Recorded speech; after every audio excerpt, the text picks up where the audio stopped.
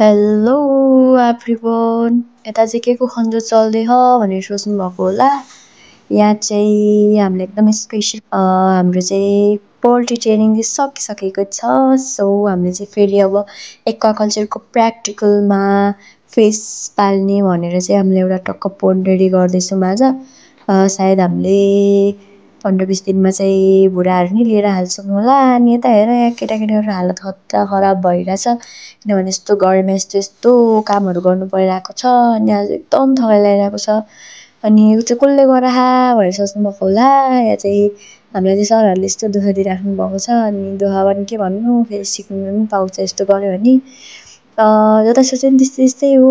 अनि हामी चाहिँ टक्क मजा पनि आयो धेरै धेरै काम गर्न। अनि काम नि भ्यायो, रमाइलो भएको थियो। अनि हजुरहरूले गेस गर्न सक्नुहुन्छ हामीलाई चाहिँ टक्क भोक लागिसक्यो त्यति बेला चाहिँ। अनि हामी चाहिँ के खाजा पाउँछ होला सर सर सर खाजा खाजा खाजा भनेर चाहिँ हामी कराएको थियौँ। अनि सरले चाहिँ टक्क हामीलाई चाहिँ चाउचाउ पो ल्याइदिनु भयो है। अनि चाउचाउ ला के चाउचाउ खानु भनेको अब फेरि भोक लागेपछि खानु परिहाल्यो। अनि एउटा चाउचाउ चाहिँ नमगाएको म त अर्को मागिरहेको थिएँ। सर चाहिँ टाढा हानिदिनु भयो चाउचाउ नि लिएर। अनि त्यतिमै अब आफ्नो चित्त बुझाउनु पर्यो। चाउचाउ खाएर हामी टक्क फेरि थोरै थोरै ढुङ्गाहरू फाल्यो। अनि त्यसपछि फाइनली हाम्रो पनि घर आउने बेला भइसक्यो गाइस। By by.